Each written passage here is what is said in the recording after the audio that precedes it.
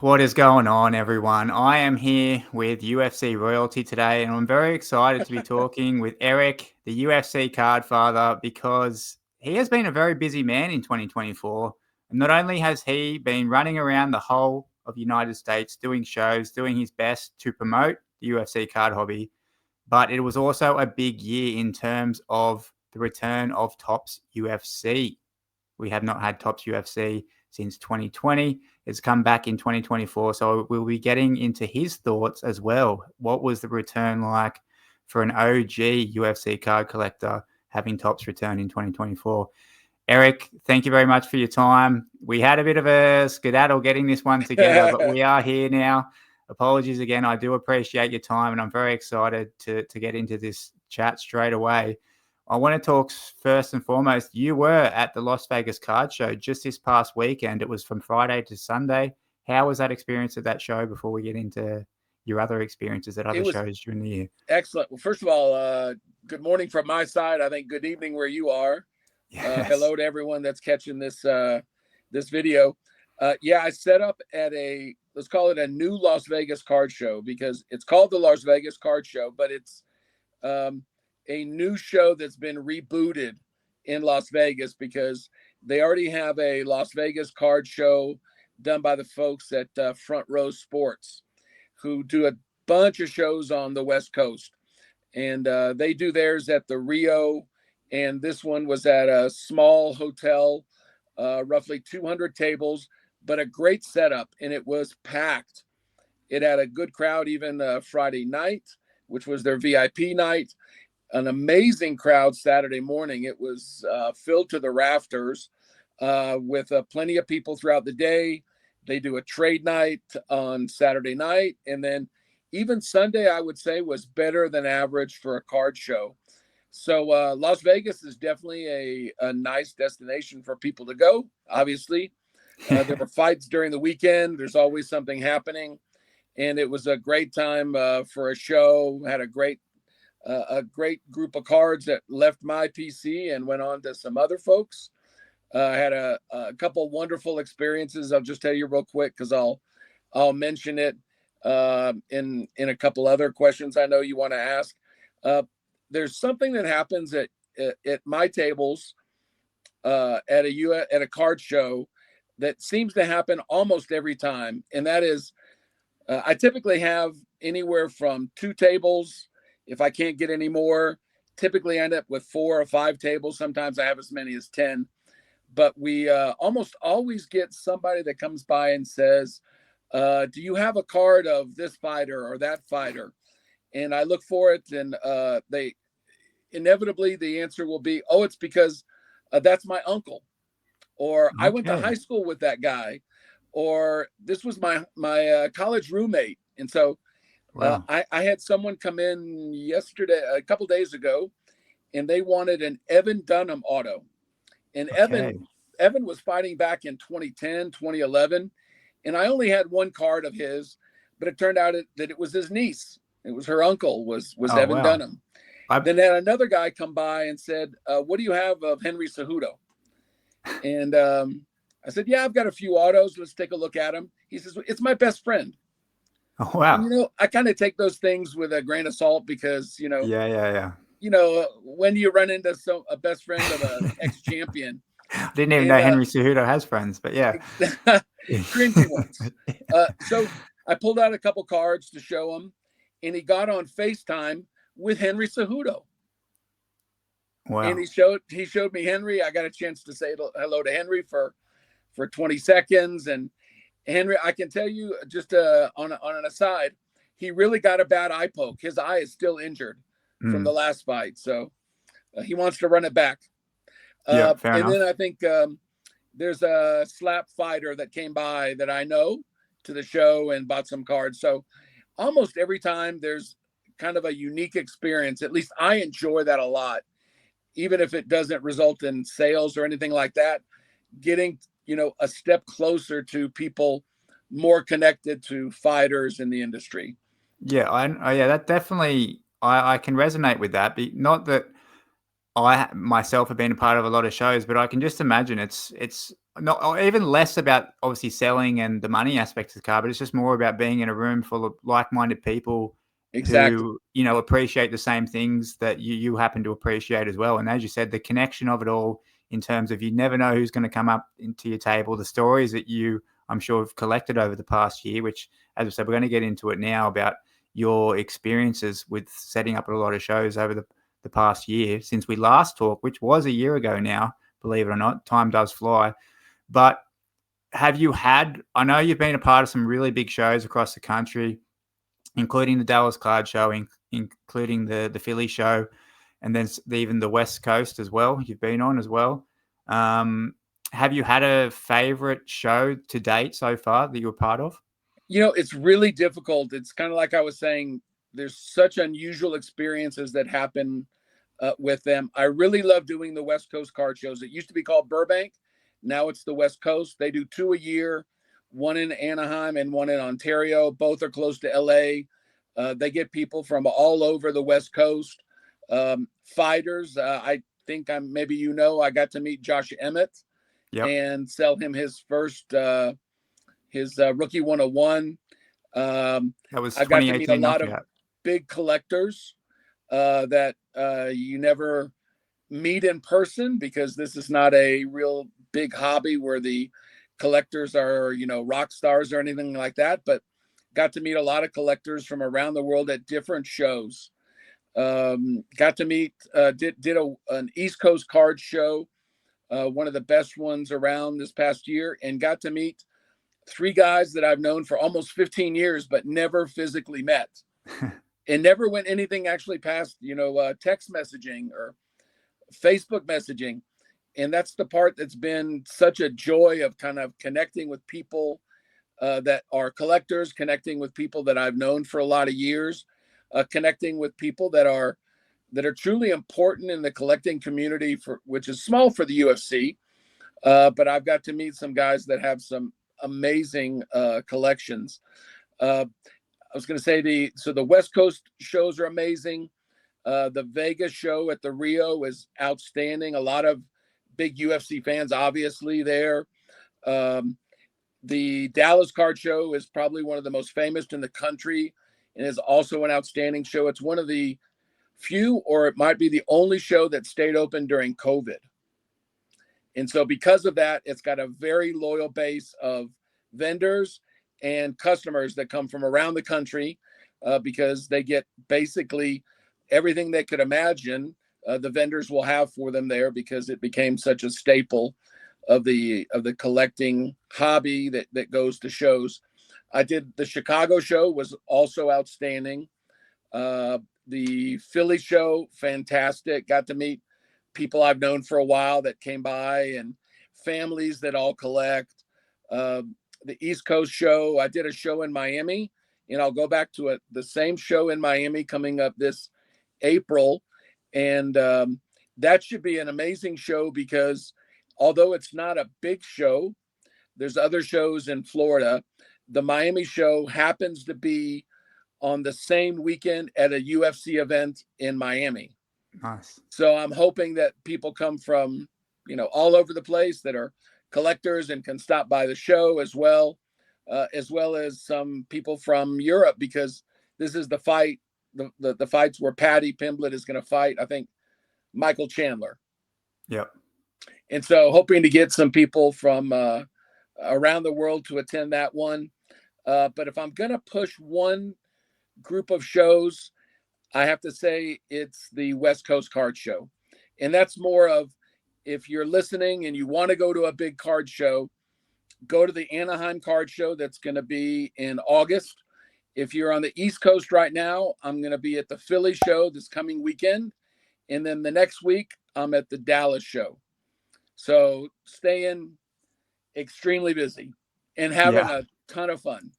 Yeah, I'm sure you are. And that, as you said, it wouldn't. If the UFC can sort of line that up, I'm sure that's without their power. But the perfect timing of the Miami show, along with the UFC event that's coming up, that's great to get Now, the UFC products out there.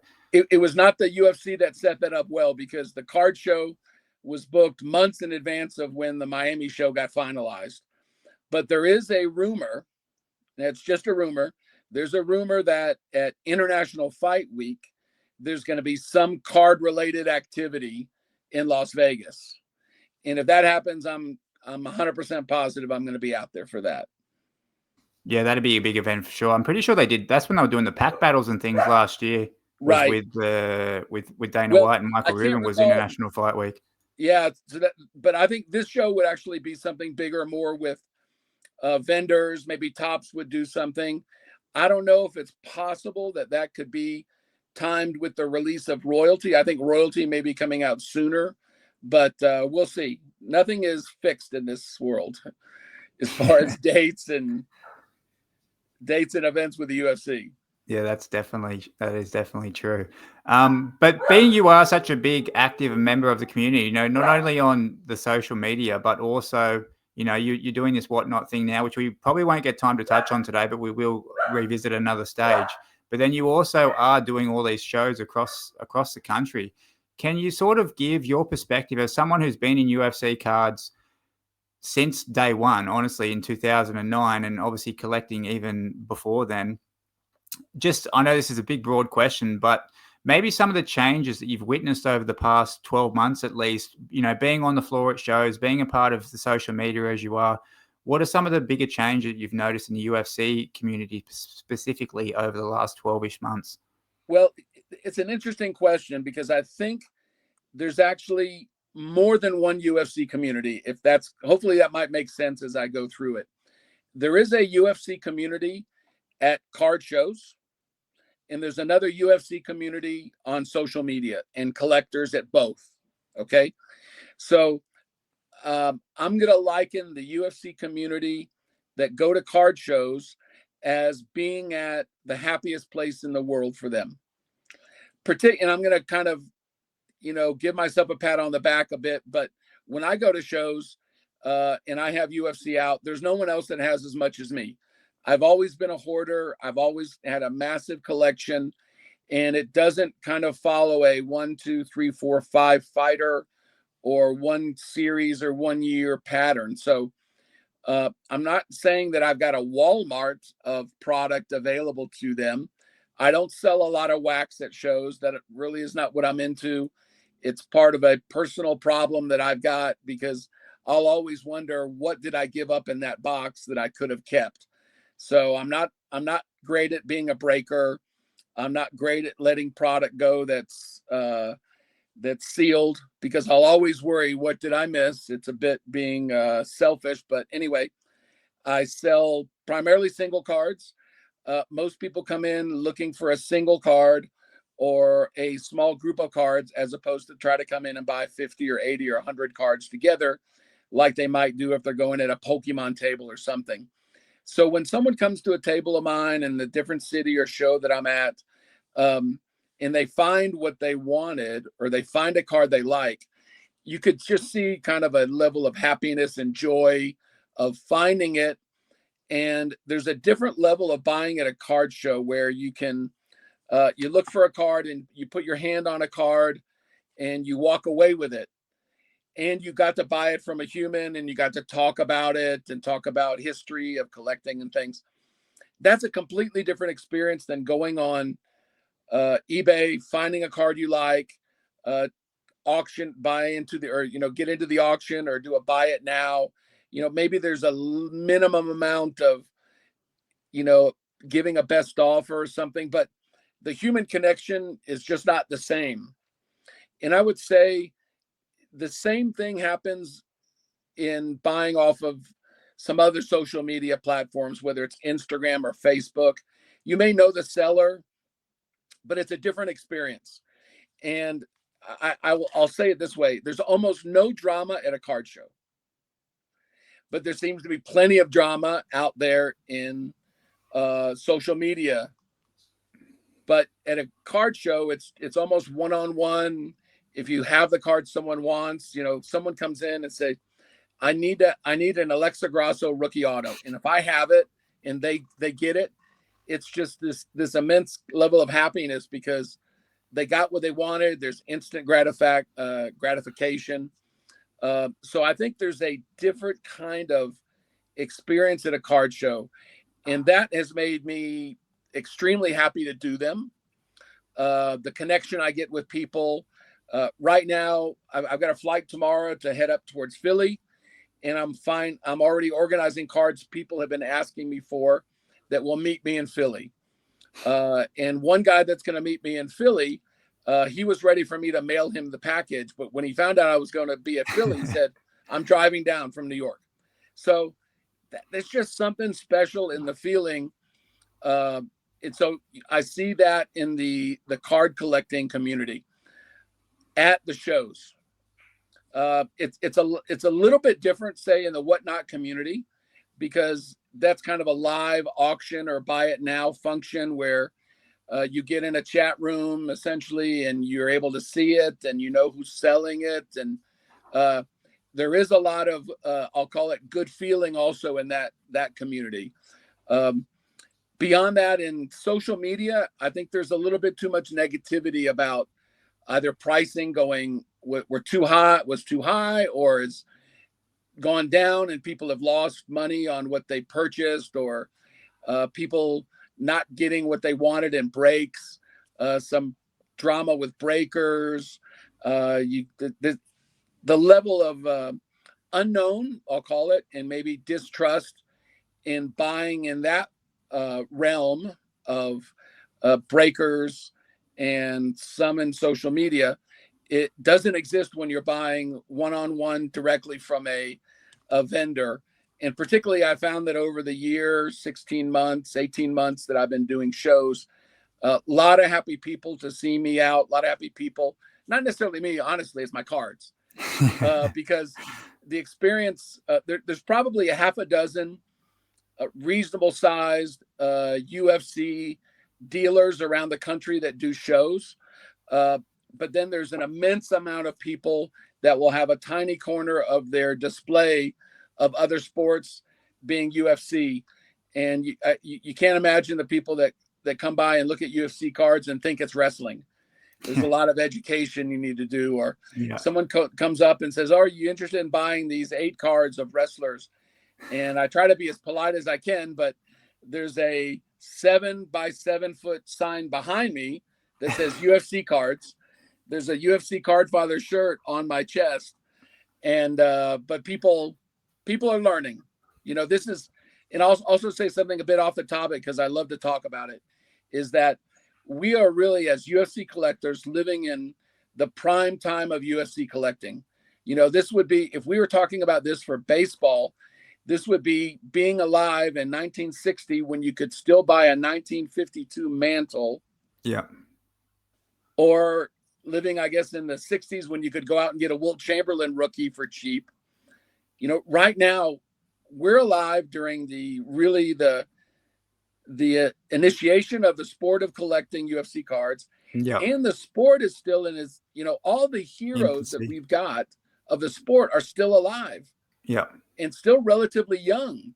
We haven't, there's really no old timers. There's a few guys that are getting older that were in the early days, but still Hoist Gracie from UFC 1 is still relatively young, and his family is still in the sport. And GSP's around. He's doing movies, but he's still around. And Anderson Silva is still around. And Nate Diaz, Brock Lesnar is in WWE. All these guys that were in round 1 are still alive and kicking, and a few still active. We've got a champion, John Jones, who had his rookie card in round 2 in 2009, 16 years ago. Yeah. There's just no other sport that I think really is the same being in the collecting world so early in the process. We have lived through 2 different companies providing product, licensed products. So, we had Topps up to 2020, then Panini, and now it's swinging back to Topps. But still, we have to count ourselves lucky. And maybe it's the older guys like me that can see that a bit more than the younger guys that started collecting and during the Panini era and weren't around during round 1. And, their favorite fighters are not the GSPs and Silvas and Gracies and Colemans and Dos Santos and Kane, etc. It's the guys that have only had cards for a few years, maybe, let's say. Yeah. No, you've actually said a lot there. There's a few things I wanted to touch on, but now just more recently, I'll keep it relevant to what you were just talking about. As you said, it is very much still the infancy and the birth of not only the sport, but also the collecting. I think that's one thing that anyone who is collecting and getting into UFC cards, even today, they might feel like they're behind the eight ball, but is still just scratching really the surface of the collecting of the cards. As you said, 2009 was only 16 years ago now, which is not that long, as you said, in terms of we're going to compare it to the other big, four sports. It's absolutely nothing.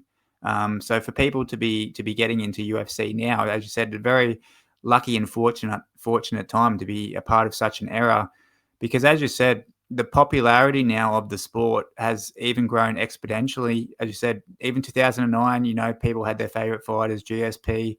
I mean, you'd probably be lucky to find a lot of people who were saying that Royce Gracie was their favorite fighter in 2009 because he was, 10 years removed from that. But then you fast forward to the Conor era, which was 2014, which the product was only 5 years old when, 4 or 5 years old when we had Conor's rookie card. That was another explosion.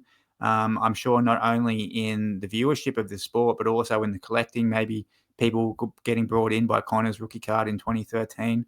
So, and that was only, 12-ish years ago now, which on the timeline of 16 years sounds like a long time, but it's really nothing. So, yeah, definitely one thing that, I like to echo a lot, and I'm not the only one. As you said, you've talked about it yourself. It's very exciting times, even still, for UFC. And that's why you mentioned it yourself of being part of these shows.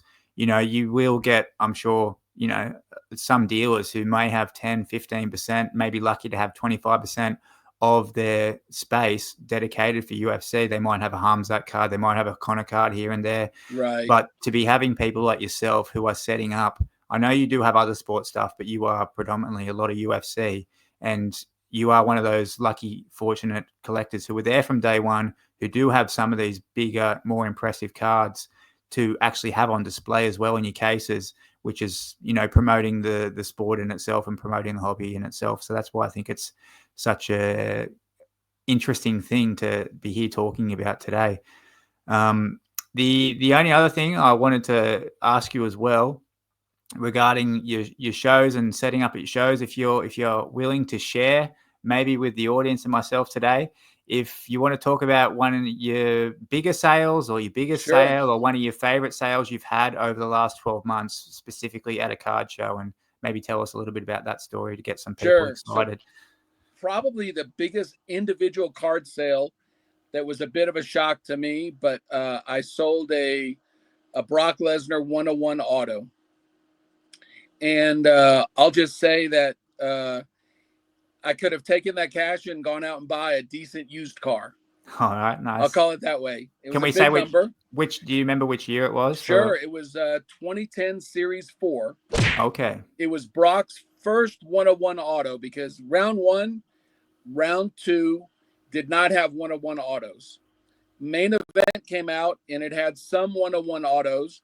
And then Series 4 was really the first true series that had every base version of an auto had a 101 equivalent. Okay. And so I sold that one on the, I think it was in Anaheim. Then I've probably had a couple very large bundled sales, not of individual cards, but like of 5 or 6 important autographs or 4 or 5 important one-of-ones that were over $10,000 sales complete to a single individual. Sold a group of round 1 autos to a great collector, I think at 3 different shows over time. Okay. Dallas, Chicago, and Ontario. And so he's got those in his collection.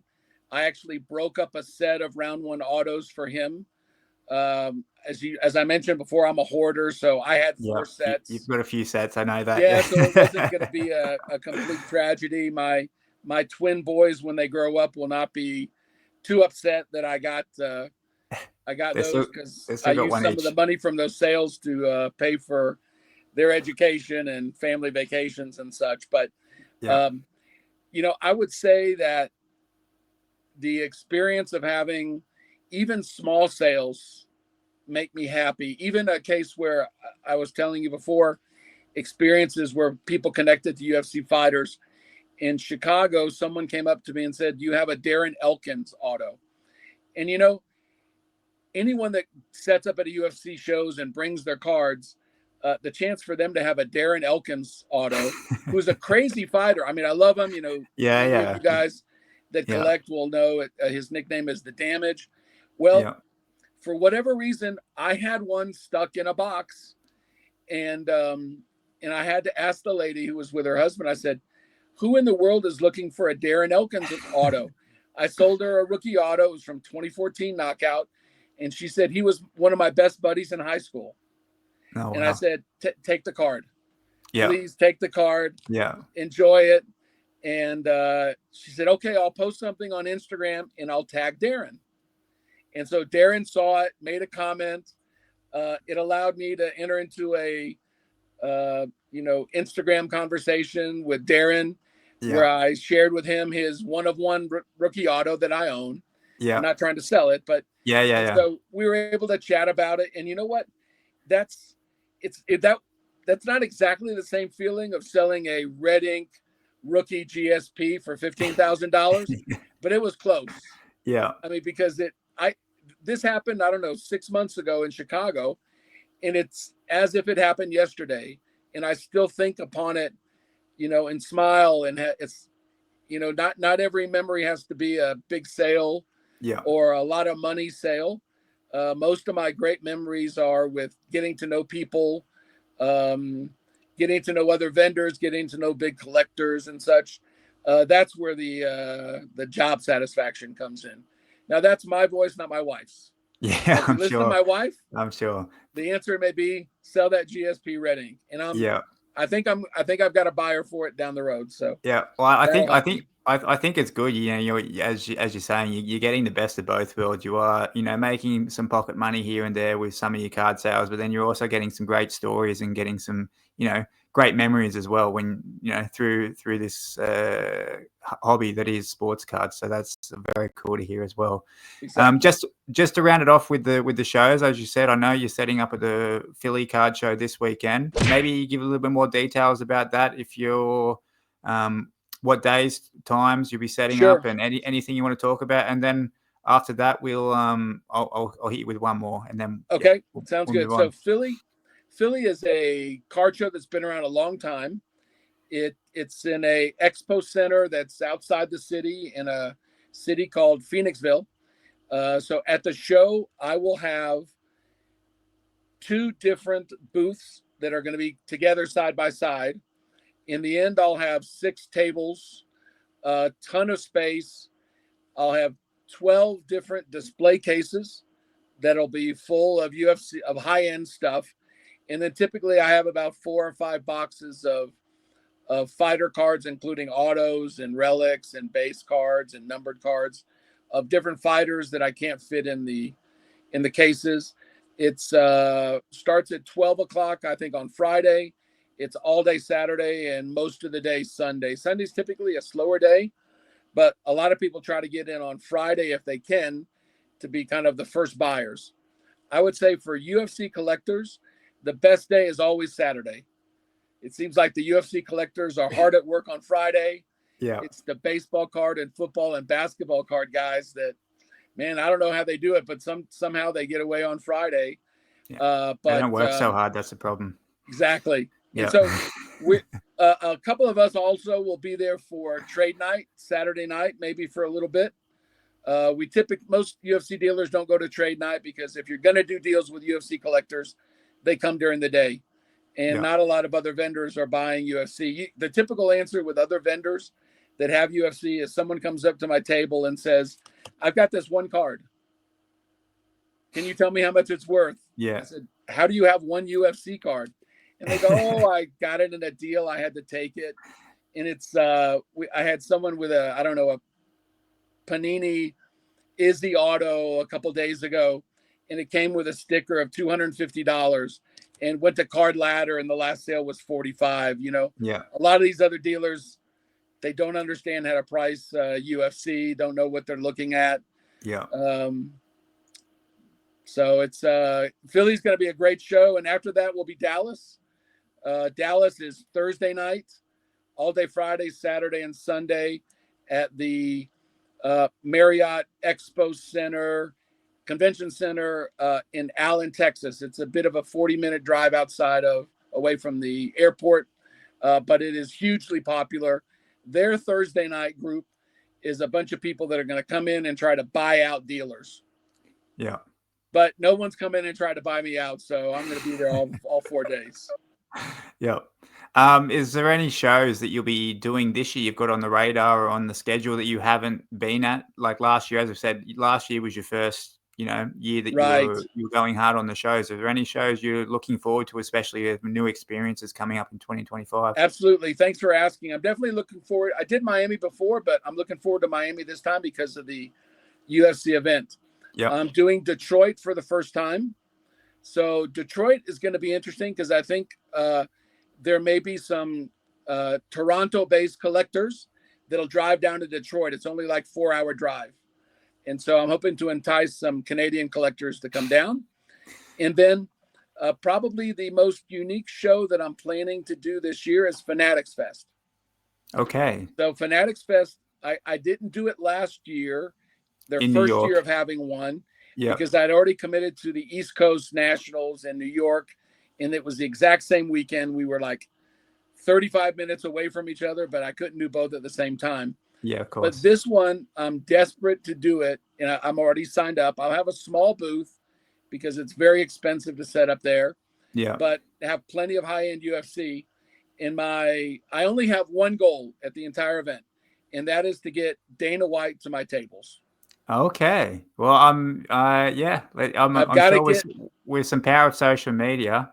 I mean, we're going to try that. I mean, I'm going to do anything I can to get to him. I've already got a few contacts relatively close, but if he's going to be at the show, and last year he was, and he sat down with a guy that had some UFC cards, but my opinion was he didn't have the best experience looking at the right kind of cards. And so with me, I'm going to have the cards that I think he'll get a kick out of seeing. Yeah, round 1, round 2, John Jones autos. I may even have to break out my red ink John Jones, see if he's willing to change my life. Yeah, he might be. I mean, I'm sure if you could educate him at the same time, because he's got a couple of goons around him at the moment who aren't, very clued in at all. True. So he needs to come to your table and have a quick conversation with you. And I'm sure, as you said, he'd be definitely interested to see some of your cards that actually matter in terms of the historic value of the sport. So hopefully you can get that to happen. I hope so. I'm not yet in contact with, but I have met the famous Joe from Rip It Friday. Okay. I've met Joe. I met Joe in Las Vegas at a card show. Yeah. And so I'm working my way to get reconnected with him because I think he'll be there. And if Dana gets there and Dana hears about me, I think he'll stop by and hopefully, knock on wood somewhere, hopefully do a short video on Instagram, make me Instagram famous. Yeah, that'd be nice. Buy a few cards. I mean, he's got some of the I think his bank account suggests that he can do that. I think you can charge whatever you want, mate. Just slap a sticker on it, but yeah. That's not exactly the goal. I'll be reasonable with the guy. Yeah. We'll see what we can do. Because really, he has talked about the cards he has, but even the executives at Topps right now were not around during the early UFC era. And I don't know, this is kind of off topic, but Topps did a post a couple days ago on Facebook, and they posted what they called the greatest triple auto UFC card ever made. And it's a phenomenal card. It's number to 10. It's got Jones, GSP, and Silva. Maybe that's the best 3 signers on a single UFC card ever. But it was from 2014 Knockout. Yep. It's 11 years ago. If you want to promote your cards, you talk about royalty that's coming out, or you talk about all the superfractors that have been hit in finest. Or if you're super proud, talk about getting the contract back in 2024. But I'm certain that Topps has not got any employees that were around during the glory days, the early days when UFC was launched in 2009. So to me, they may be missing the opportunity to talk about those. And one of my friends posted a kind of a contra view of the best 3 auto card, which had Dana, Tito, and Chuck Liddell. Because I think it also numbered a 10, but it was the first 3 card auto, I think, that existed a long, long time ago. So I would love to get an opportunity to sit down with the Topps folks as well and talk about maybe some of the history that none of them really know about. And maybe none really have enough background with Topps, and certainly not with UFC, because I'm sure they purged their employees when everything went to Panini for 4 years. You can't just keep around employees and have them do nothing. So I'm hoping also to get a chance to get in front of Michael Rubin and show him some of the historical cards that his company had back in the day. Triple threads, 101s, red inks on white background, the stuff a whole bunch of us would love to see come back. Well, I mean, that all sounds like a good idea. It'd be interesting to see, like, obviously, if you can make it happen. I mean, everyone wants to see that happen, but it could be wishful thinking too at the same time, because, that would have to imply that all these people actually care about the collector side of collecting, which with Topps and Fanatics, they seem to be heading in a little bit of a different direction. But I mean, if one person can make it happen, and as you said, I think if there's someone in the community, you've got the front row table, can we say? So hopefully we can get something happening, and I'd love to see something in social media in the coming months about that for sure. That'd be great to see. Obviously, me having the nickname I've got and being, in front in the collecting community helps a bit. But I think what really will help is for them to physically see the cards. For them to physically see 2009, 2010, 2011 important cards. And, their focus, rightly so, is on the current product, marketing, hopefully making a great product. I think we're about to see a phenomenal product in royalty. But also it helps to have a historical perspective. 100%. And as I said, hopefully that happens, but we'll see. As you said, it makes sense from a marketing perspective. What they can make money on is the product of today and tomorrow, less so more than, the products of yesterday. So, but we'll see what happens. And we keep wishful thinking that Topps, Fanatics, Michael Rubin, even Dana White himself, who has been getting involved for the first time into cards, that they have some sort of a collecting aspect, which can only improve the product more than anything. But yeah, that's a perfect segue, Eric. I think, you would have guessed that this is the third time we've actually sat down and chatted, because you've just alley-ooped me the perfect segue into what I want to talk about next, and that is the return of Topps that we had in 2024. I've got a few questions here I want to rattle off, but starting with, I know you were into buying cases back in the day when it comes to Topps product. Did you buy any cases of any Topps product from 2024? 100%. I bought multiple cases of Chrome. Multiple cases of Knockout. I stayed away from Midnight. Smart man. I bought a couple boxes of Noche. I didn't buy any of the New York product. And I bought one case of Gold Label. And then I bought 4 cases of Finest, 3 Hobby and 1 Mega. And if I had to talk about each one, I thought the Chrome product was good, not great. But I was purely from a design perspective, or what was it that I think it missed a little star power. I think it missed a little bit on the design side. Quality looked good. I think the rookies available at that time were not, earth shattering to me. Sadly, a couple of those big Fighters already had Panini autos. Yeah.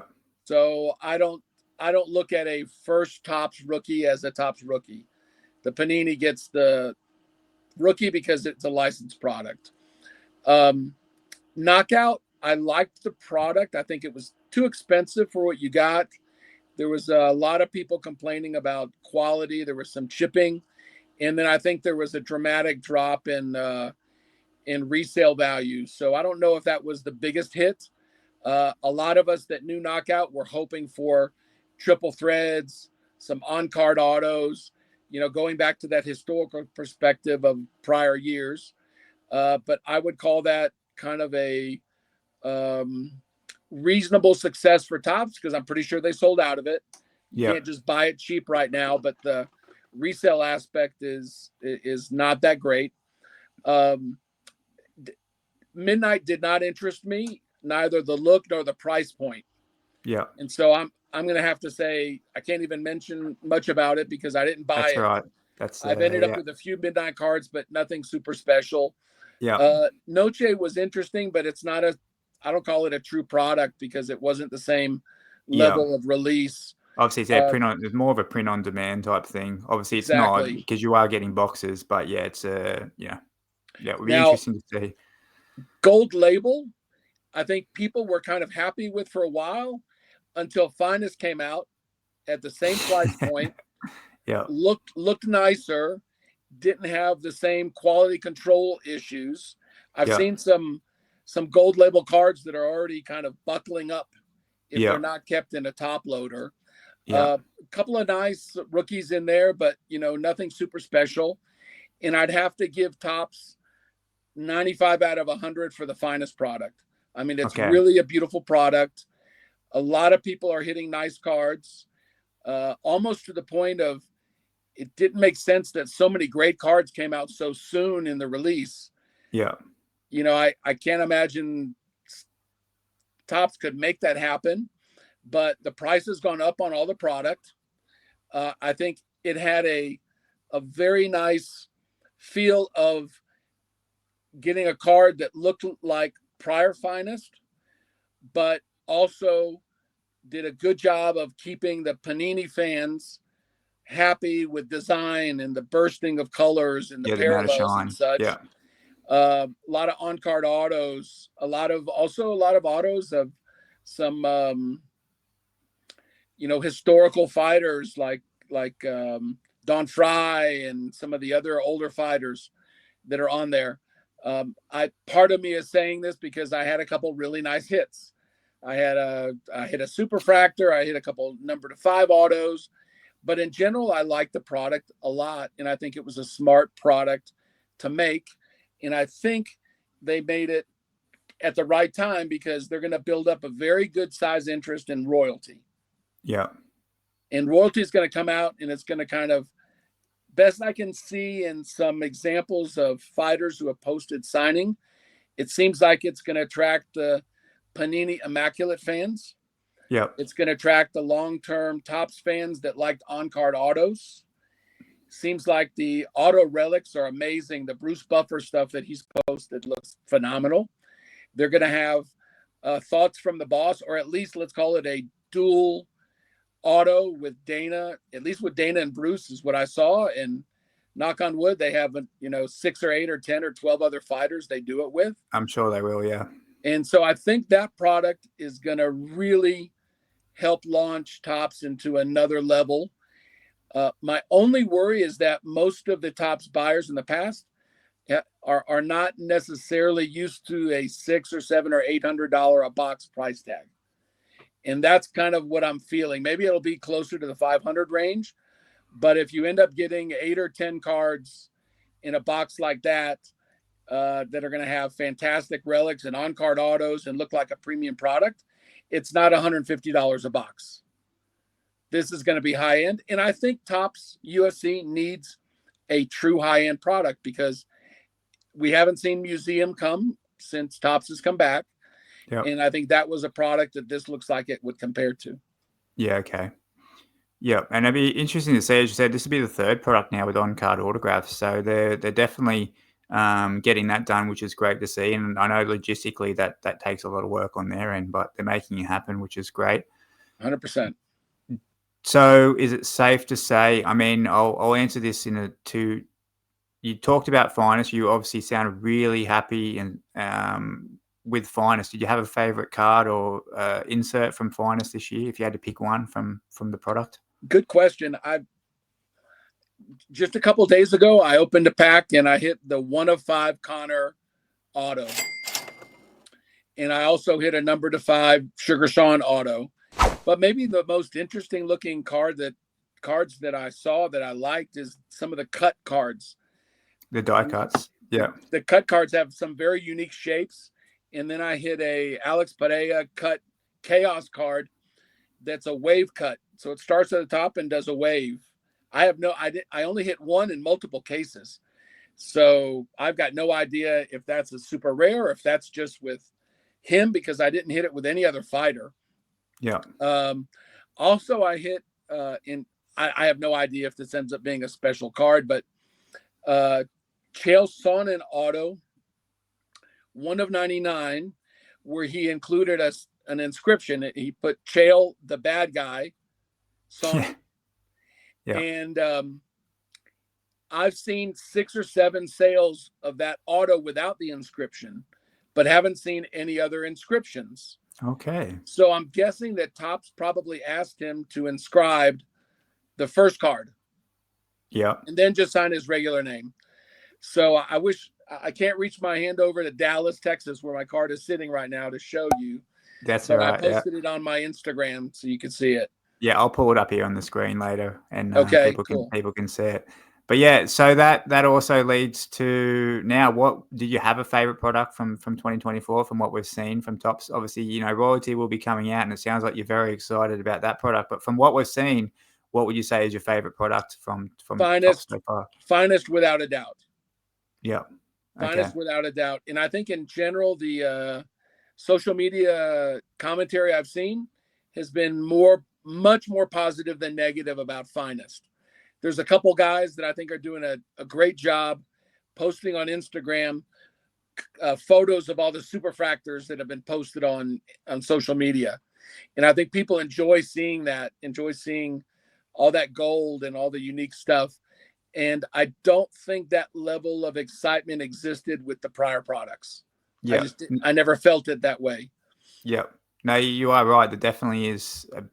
There seems to be still buzz around the product's been out. I know it's still relatively new. It's been out for a few weeks now, but it's definitely still a lot of buzz going on, which is great to see for Finest. And hopefully they keep building on that year by year now with Topps moving forward. I agree. Have you got? You care to share? You've just named off a big Connor card, I know you got the Sean O'Malley Intimidators red auto. What is your biggest pull from Topps 24 so far? I think it's probably that Connor. Yep.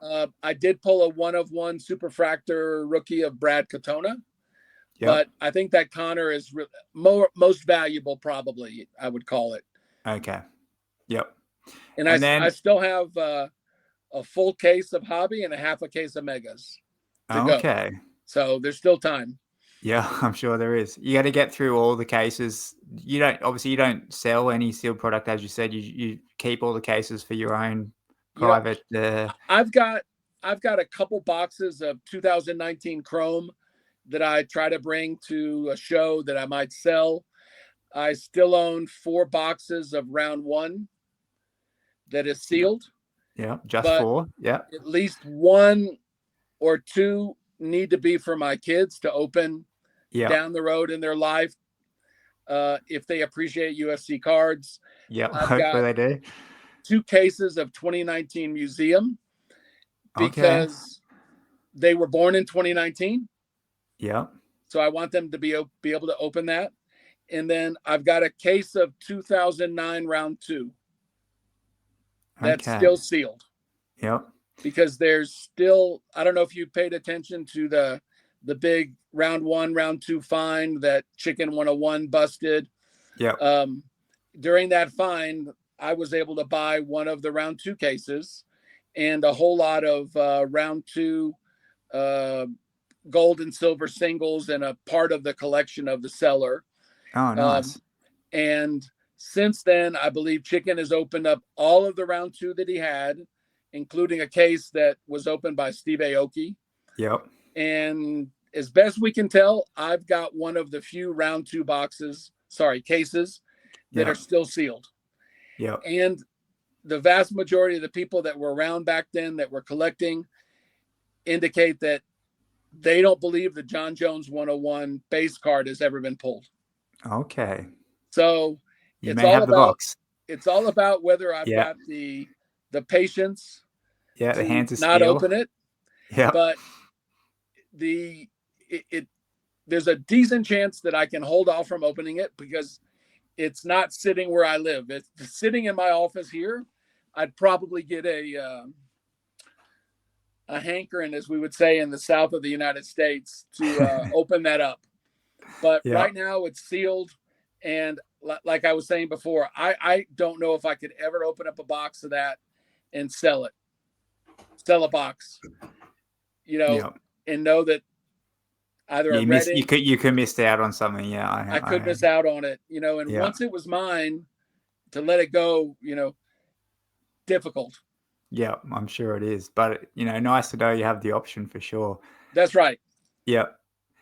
Back to Chrome this year. 2 more questions with that. What is your thoughts overall on the first year return of Topps for UFC? Obviously, yeah, we had that 4-year hiatus.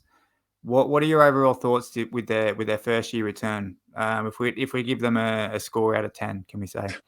I actually have been thinking of that, and so my score out of 10 is 7. Okay. They definitely did not hit a home run, in my view, with anything except for Finest. Yeah. I think Midnight was not a home run. It doesn't have people clamoring for it. The prices of the best cards are not in the stratosphere, with the exception of this kind of strange interest in some of the Midnight inserts of some of the big fighters. Those Twilight one, that got exactly. And I don't see it. I'm maybe more of a old school guy that says you pay a fortune for the rookie 101 or the rookie Ruby. Yeah. You don't pay a fortune for an unnumbered insert card 3 years after his rookie came out. Yeah. I don't see the value in it, and I don't think any other product has ever behaved that way that has that kind of a card. Maybe some people went crazy for the color burst cards or the kabooms and things like that. I just have I'm skeptical about long-term value for those cards. But buy what you love, collect what you love. Maybe you're making the right decision. In my view, is not the right one on a long-term basis. I just think I'd rather be holding a very low-numbered Alex Padilla rookie card than an insert from 3 years later that kind of looks cool.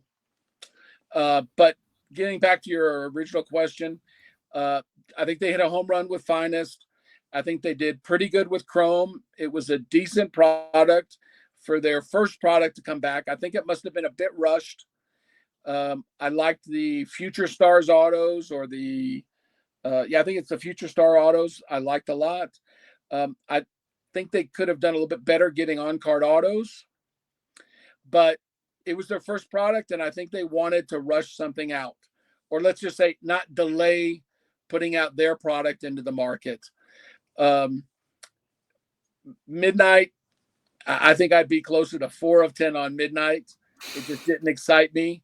You can give it a 1. It's all right. It's no worries, mate. You're not offending anyone over this. I don't want to insult, because there were plenty of people that liked it. it. Of course, yeah. But this is all personal opinion, so it's fine. Right. Okay. So gold label for me was not necessary if they knew they had Finest coming up. I think they could have skipped gold label, but there's a couple big rookies there. I think MVP has a rookie and Kayla has a rookie. I think Shara has a rookie. So there's some interesting stuff there. And I think people liked it and were excited about it. And then Finest came out and people forgot it. And so I think the best way you have a product that succeeds is one that people continue to talk about it over time. Yeah. And so, but I give them 7 of 10 because for a lot of reasons. I think they put out plenty of product for UFC buyers. Okay. If you talk about, I think it was, I don't know, August or something that Chrome came out. So we're talking about, like, say 8 months, more or less, a period of time. You had 5 or 6 products that you could buy. And so nobody should complain to Topps about you're not getting us any product. Also, I think they did a pretty good job with keeping redemptions down. I've only seen 2 or 3 redemptions in Finest. I think Chrome had a few more. I think there was only a couple in Gold Label. So I think that they need to get positives for that. A little negative, I think, on the quality control in Gold Label. But otherwise, I think for a first year, I think they did a pretty good job. And when it's all said and done, when royalty comes out, maybe that 7 of 8 goes up to an 8.5 of 10. Yeah. Yeah, as per we still have at least the one more product rolling out for That's right. 2024 year calendar, even though it's coming this year. But I know you've obviously, in giving your criticisms, you've also obviously led on to the last question I wanted to ask, just with Topps return, as to, from a collector who has been around since day one, what, in your opinion, could they have done better? But more so, what more importantly probably is a better question moving forward, as it's more relative, is what would you like to see from Topps moving forward in 2025 and beyond? Because they've got the contract now, they've got the license for 10 years, I think it was, when they got in this year. I think it's 5, but let's call it 5. Let's call it 5. We'll go with that. But yeah, maybe, as I said, maybe not so much what could have they done better, but more so, what would you like to see from Topps moving forward? What would you like to see them do? I think the number one thing I would love to see them do is get an event used relic product. They only ever had it for a couple years when they did Tale of the Tape cards. And those were the cards that had the wrist tape wrap that was put in as a relic. Started, I think, in 2010. I think in 2011 they had a product with an auto and one other product that had a relic and a piece of mat. I'm desperate for them to get an auto relic and a regular relic of a glove. Yeah. Also, go back to the tape relics with an auto. A walkout shirt relic. Yes. A short relic. We can't get shoes relics. I mean, maybe there's a knee pad relic. But I think if they put out a laundry tag relic from the shorts, and I think the shorts have drawstring, right? So they could put a drawstring relic out there. Yeah. Anything to get us closer to the fighter in an event. Yeah. Also, I would say any of the mats that they use going forward should be specific event mats. Yeah, absolutely. And on-card autos. I talk about on-card autos to collectors all the time and buyers all the time. And they ask me, well, what's the difference between a sticker and an on-card? And I said, well, it's, to me, if the only thing you can get is a sticker, get a sticker. If you want an on-card and that's your criteria, then you'll never be able to buy the first auto of Conor McGregor because it's a sticker. Yeah. But you can buy a second auto in 2014 Knockout, which was on-card. Yeah. But I always tell people, if someone did an on-card auto, they were holding it in their hands. Yeah. Or they put their fingers on it and they signed it. So you've got this theoretical concept of DNA touched your card. Yeah, there's a connection as well, as you said, back to connecting you closer to the fighter for sure. Exactly. So I think that's what I would love Topps to do and would make them even more successful. And also, I think they can price that stuff at a premium. And if you do it for every single product you make, then it also becomes, well, I'll just wait for the next one, or it's not such a big deal.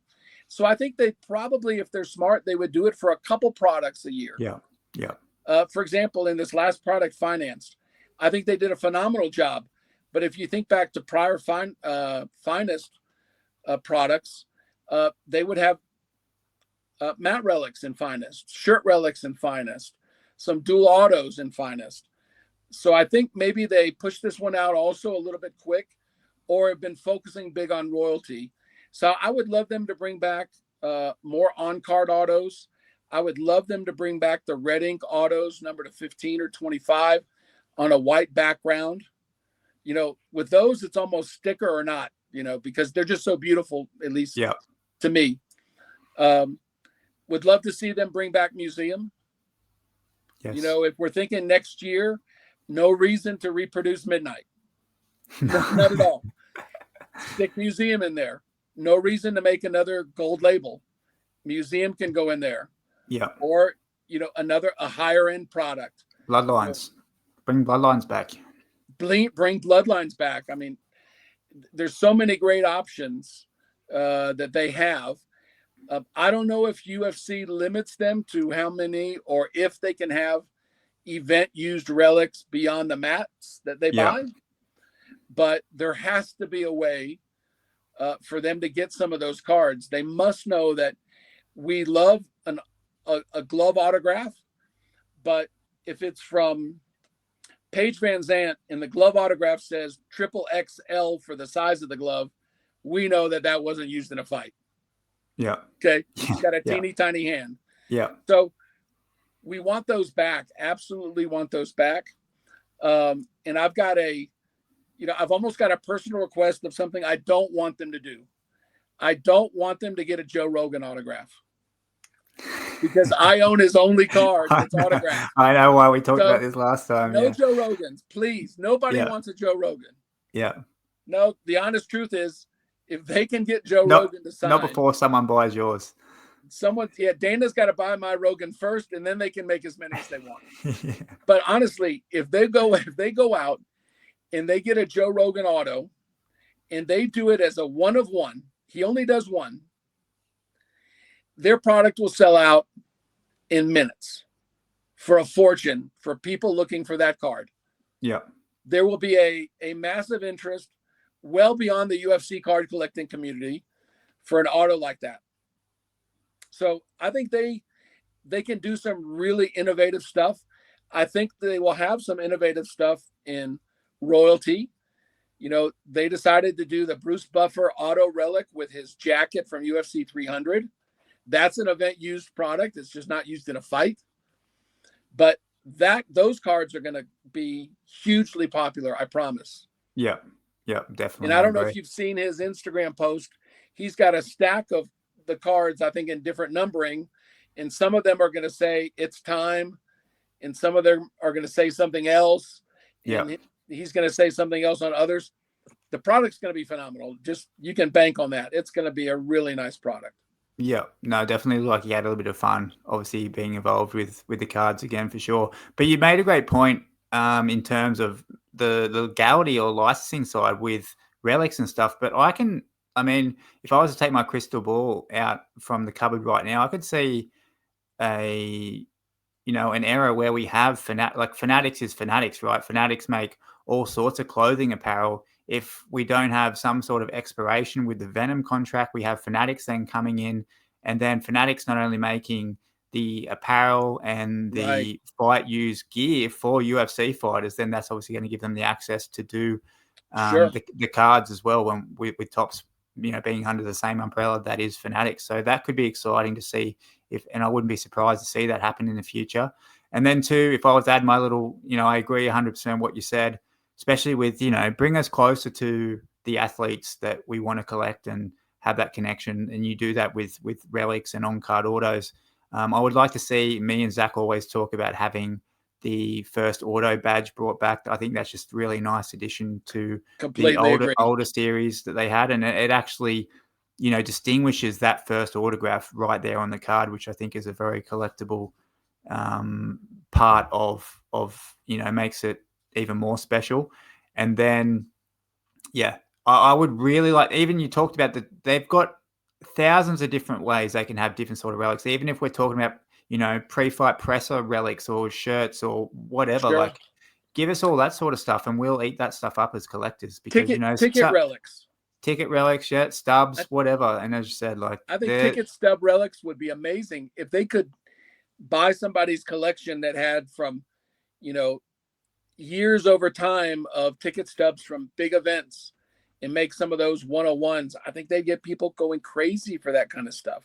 Yeah. You know, the other thing, just as you were talking about, when you said the word badge, it brought me thinking to what baseball has done with the jerseys of various rookies. Yeah. I can't remember what the jersey says. It's got a badge. It's like the first debut badge It's a thing on their debut jersey. patch. When they debut patch, yeah, that's right. Yeah, I have Imagine heard if you about this. imagine if you could do that put that debut patch on a pair of shorts of a rookie fighter. Yeah. Now, I don't think we're going to have too many guys that have their first fight in the UFC that are as famous as Paul Skeens is in baseball. Yeah. Because it's an individual sport. You know, they don't have 162 fights in a year, Yeah. or 30 appearances like Paul Skeens has. They're not with Livy Dunn. But if you can have a first-year fighter fight 2 or 3 times and have him wear that patch, you're going to have people go crazy for that stuff. Yeah. Or even if it's not imagine if it's not a first-year fighter. Talk about putting with a Max Holloway, you know, future Hall of Famer. Put that patch on his shorts, make it a 101 card. Do that with every future Hall of Famer, or do that with someone in their 5th anniversary, or someone who's got 20 fights. Yeah. Put a 20 fight patch on somebody. Yeah. You know. Yeah, it's endless. It's really endless. It's really endless, and it doesn't take a lot of cost. No. They're doing it in baseball. They must have made, 70 patches for ech fighter. I'm sorry, for each player to wear in different shirts during the year. Mouth guards, bring those back. They had those grill guards or whatever they were. Grill guards. I mean, there's tons of stuff that we would go crazy for as collectors. Yeah. And they need to realize that, Panini during those years didn't have that kind of great innovation either. Yeah. So they've got people that have been buying for 4 or 5 years now that they could really impress with some crazy stuff that would just eat it up. Yeah. As I said, it gets back to what we talked about before. It's, getting more of a connection with the collector more so than actually just, printing cards in order to print money at the same time. Exactly. Eric, this has been absolutely fantastic. We've gone over the hour mark, mate, and I know what some of these younger generations are like with their attention spans. But for those of you who are still watching, we both very much appreciate it. And I did want to end off with one final question, something that I personally have thought about before. I've been a part of the UFC community, whether it's, making my own content, but then also on Instagram now for going on 3 years. And in that short time, I have actually seen myself, and this is something I've always wondered, and I want to point to you because you are the UFC card father.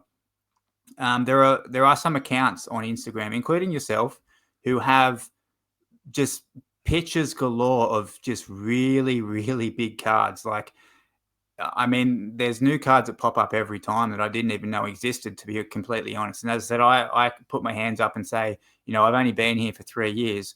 But I also can recognize, I think, a big card when I see one. And I think there are a smaller number of, can we say, collectors who seem to have the bigger pools of these bigger cards. And as I said, this does pertain to yourself because you are the UFC card father. And as I said, not to say that it's right or wrong, because I can only assume people like yourself who have been around since day one, since 2009, buying cases.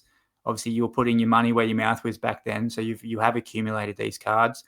But it made me sort of step back and think, is there a monopoly on the UFC card market at the moment in terms of a smaller group of UFC collectors? As I said, whether they've been around since the first ever day of release or not, as I said, that's power to them because they were here when people like myself weren't. But do you think there is a monopoly on the UFC card market? And if so, is that a good or a bad thing? Okay. Good or bad, I think there is a small handful of mega collectors. Yep. I don't want to call it monopoly, but there's definitely a small group of mega collectors. And I go back to something I heard, I think it was on Instagram, when Steve Aoki was at the Cards HQ shop in Atlanta, or maybe he was at his home, but Jeff Wilson was there. And they were talking about UFC cards, and he said something like, I think I'm one of the top 5 UFC collectors in the world. And he very well may be, but he probably doesn't know all the others that are in the top 10. Yeah. Because he's got a very unique collection. And if you talk about the top 5 collectors in the world of sports and non-sports cards, he's probably there because of his collections that he's posted and as much time as he spends curating his collection. Yeah. But see, his focus, I think, in the UFC is primarily Sean and Khabib and a few others. Yeah, Hamzat as well. I know he's got the PSA 10, rainbows from 2021 Prism and things like that. Exactly. Yeah. And so he's got a unique, narrowed focus. Yeah. Most of the collectors of UFC also have a unique, narrow focus. I don't think there's too many hoarders like myself that bought cases, opened it, and kept everything, and then we're not satisfied with that, so would go out and look to buy more from the collectors who would open boxes and cases looking for a Chocolate L auto. Just for specific fighters. Yeah. So I use that as kind of an example when I talk about mega collectors, because there aren't many of them, but there's a few of them that are very, I'll call it giving, of sharing photos of their collection. Pre-social media, that really didn't happen. Yeah. But recently, I think there's been some guys that have kind of come out and said, I want you guys to see what my collection looks like. So not to necessarily show off, but to say, this is what 2009 Red Inks look like, because a lot of the people that have 2009 Red Inks might have them sitting in a shoebox from 15 years ago and are not active today. They're just kind of holding them out. Yeah. Plus, we're collecting in a world of UFC collectors that's only 15 years there, like we talked about it before. Yeah. So there's going to be fewer collectors. Yeah. There's going to be fewer that have large collections. This is not like baseball, where I saw something the other day. Someone estimated of one of the big new rookies in the newest Topps product, something around 1 to 1.25 million base cards were printed. Okay. Mm. When UFC 2009 round 1 came out, base cards were around 5,500 printed, only 500 cases. Then you had some number to 288. You had the gold that were 432, no rubies, and then some 101s. So you're talking about extremely rare cards that only a few people still kind of have and that are in social media. I don't think there's a monopoly anymore, because you've got a huge number of collectors that came in during the Panini era. Yeah. And a lot of them have large collections of specific fighters. Someone came to my table in Ontario the other day and had a Robert Whittaker 101. And my first reaction was, are you allowed to have that? Because there's some guys in Australia that have all of them. So how is it that one escaped? A lot of these escapes have got around. So nobody, I think, has like a market completely on a few cards. There's definitely 2 or 3 big Connor collectors. Yeah. Big. In between myself and the 2 or 3 Connor collectors I know, maybe we have 10 of the Red Inks of number to 15. Yeah. But there's a reason for that. When people were collecting back in 2013, there wasn't thousands and thousands and thousands and thousands of other collectors. Yeah, that's right. But yeah. People bought a box, hit a Connor, didn't like the Connor, and sold it. So it's going to end up in a smaller community. Yeah. But what's nice is, to me, some of those guys share photos, so you can see, mega collections. But I think the current mega collectors have kind of been around since the earliest days. Yeah. Which maybe they weren't active on social media. Maybe that's happened a little bit more. For me, I didn't get active on social media, I think, until 2 years ago. Yeah. And so I didn't never use that title.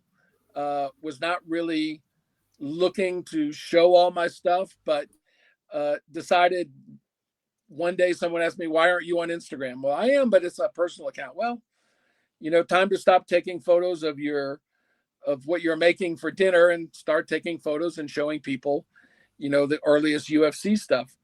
But, it's just a case where mind that people are showing their big collections. I do it. Several other guys do it. But you guys would be shocked. There's a few people that don't do it at all and have massive collections. Yeah. Really nice collections. But there's definitely a group of people I think now that are sharing their collections and photos. Maybe they're not willing to sell some of the cards they've got. It's your prerogative. If you own it, you want to sell it, or you definitely. don't. I didn't sell much for many, many years. And part of my reason to sell was a combination of I realized I had too much sometimes of certain products. And I retired in 2023. And this became something I could do in retirement instead of playing golf or, sleeping till 12 in the afternoon or whatever. So I started to do a little social media, and then somebody that realized I had a card they wanted. We met in Dallas, and he convinced me to do the Dallas card show. And I started off with one tiny table and a few cards, and I sold a $3,000 Connor auto, and I was hooked. I was absolutely hooked because I had no intention of selling all my cards. And at the time I had 2 of the Connor autos in red ink. So I said, okay, let one go. In the end, the second one is gone now, and a lot more Connor autos that I thought I'd keep forever. But it's part of me enjoys it a lot. Even having a mega collection, I enjoy being out there talking about it. I don't get upset with the folks that have, I'm worried that there's someone that's got a better collection than me. It is what it is, but in general, I'm pretty sure that collection, which is phenomenal, doesn't span the same years I've got mine and is more concentrated. I still think I've got the biggest in volume because no one out there has got 150,000 base cards like I do. Ridiculous to keep them, but I still have them. Yeah. No, I'm sure they'll move eventually, mate. You keep, moving from state to state like you are, and they'll, and you only get bigger as well as the shows only get bigger, the cards only get bigger. But yeah, I thought, as I said, it makes sense just to recap the question. I think it makes sense, if we were to compare the analogy of, you taking a hobby box and going it to break it in your mate's pool in their backyard, there might be 5 of yous in total.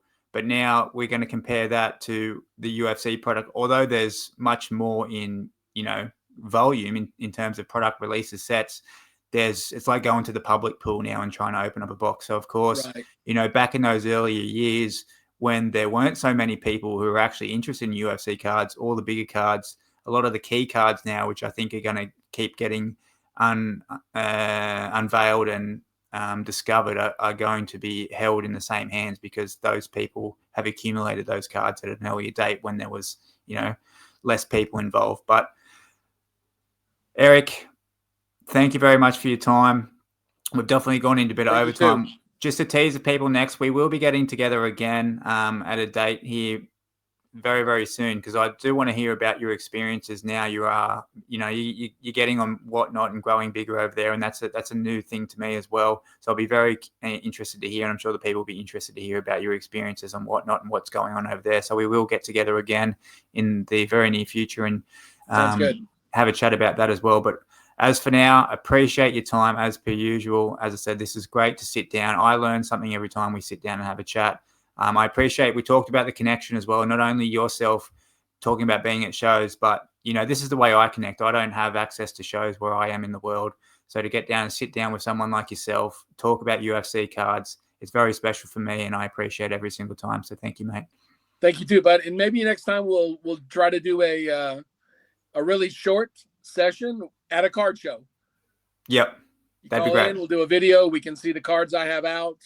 And I think people might enjoy seeing that too. I'm sure they would. Thanks again, mate. Appreciate it. And we'll see you soon. Take care.